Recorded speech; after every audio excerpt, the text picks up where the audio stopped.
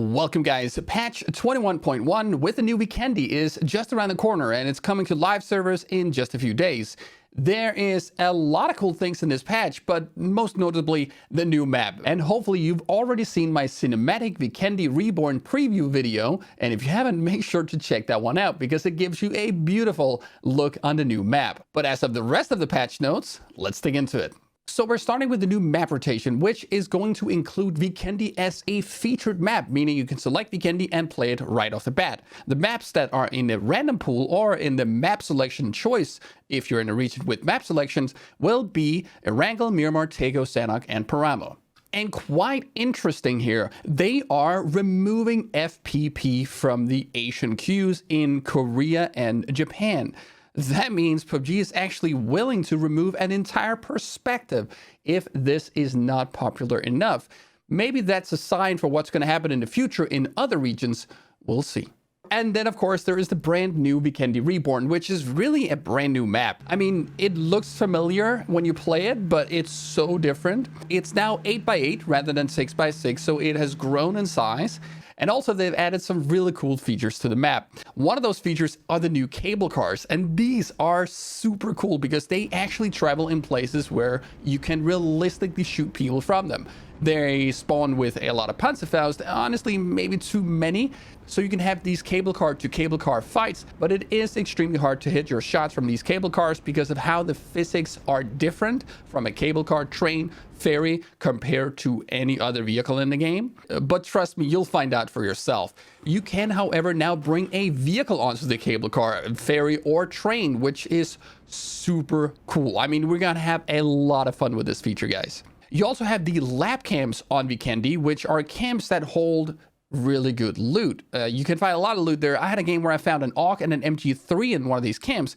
There's just a little bit of a twist here. When you loot the crates, the containers around here, which sort of reminds me a little bit about those in Apex, then you set off an alarm. And there is a red light flashing at the camp, pretty much telling everybody what you're doing. And also around the camp, it's just ice. You're kind of isolated out there, so you could potentially get easily caught out there. It is, however, possible to land there directly and loot an airdrop weapon right from the start of the game.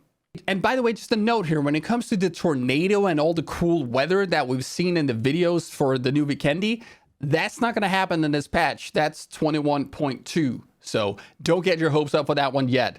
PUBG, you are teasing us with this, and I do think you're letting us down a little bit for not including this right away. They're also adding their comeback battle royale system from Tego to Vikendi, but now in an improved version. So they'll give you 3 chances instead of just 1 to get back into the game. Also, you have to wait less because you can get into there much sooner. And essentially, you can lose the first attempt at getting back. You'll just get another chance. You can lose that too, and then you'll get another chance. That, of course, is the last chance. Win that, and you're back into the game with your team. I overall think that this is an improvement. This system does still have some way to go to be really good, but it looks like PUBG, they're working on it, and they're really insisting on having this type of system in their game. They don't just want to copy what the other guys are doing, so we'll see how it develops over time. The map also features ascenders, but really not that many. However, you will find these in key locations, one of them being in the observatory, and that also means that, well, since you have ascenders, you're also going to have parachutes that are going to be always equipped. So, yes, you can jump off a cable car mid-air and then use your parachute to fly down.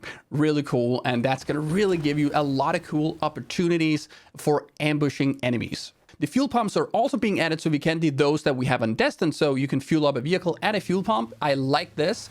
The gas stations actually make sense, and I really hope they bring this to all map because it's just a nice feature to have, in my opinion. And with the new Vikendi, PUBG is trying to bring an end to the dominating pan. The pan is the melee weapon everyone wants. It's just the only thing that makes sense to pick up. But now, with the crowbar, you can actually break open certain places on Vikendi and get access to loot that you otherwise wouldn't be able to get access to. An example of what that looks like is right here. Oh, open with crowbar. Oh, F open with crowbar. Oh, like that. Okay, look at that. Open with crowbar.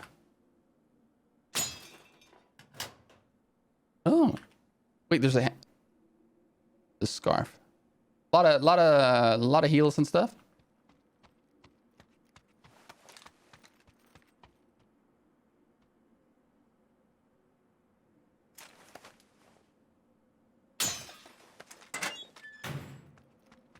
And with the added snow to Vikendi, because it does have more snow than before, this snowmobile is coming back. But this time, it is much better. It's not going to make that annoying metal grinding sound when you drive on asphalt. In fact, it's not really going to be slowed down at all. So it's a much more viable vehicle to use on the map. It doesn't really make that much sense from a realism standpoint, but from a gameplay perspective, it makes a lot of sense, and it's kind of fun, guys. The train is also getting somewhat of an overhaul. Well, there's a new train station, but there's only one train track. And I think that's a bit sad to how many train tracks and how much train activity the old Vikendi had. But for now, that's what we get. But you can, however, bring a vehicle onto the train. Imagine boarding the train with your bike. As you drive, you hear enemies fight. You get on your bike, turn on the engine, and jump off the train with your bike and engage that fight. Pretty cool. And as for the other maps, this also means that you can now bring a vehicle onto the ferry on Erangel, because they're basically changing how these mechanics work. It's going to be a pretty interesting alternative to bringing a vehicle between islands without risking running into a bridge camp. Erangel is also receiving some minor changes, and of course, this is a delicate subject because Erangel is home, so changes to Erangel will be noticeable when you play it. And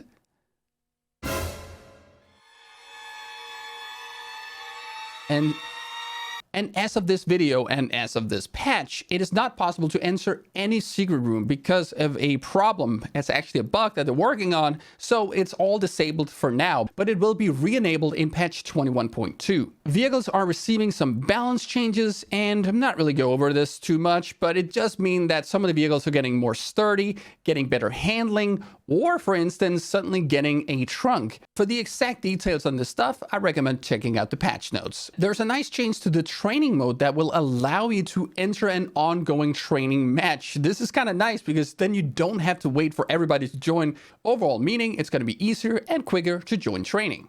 We're also getting this new Survivor Pass, and overall, the Survivor Passes in PUBG, they are good value. You do not pay a lot for what you get in, well, relative to other PUBG prices. However, this pass specifically does only have 2 weapon skins that I don't really think are that interesting, but it does have some other items in there that are pretty interesting and probably some clothing skins that I'll be using myself, but overall, I think this could have been a little bit better. If you're going to buy it, guys, don't forget to use my creator code.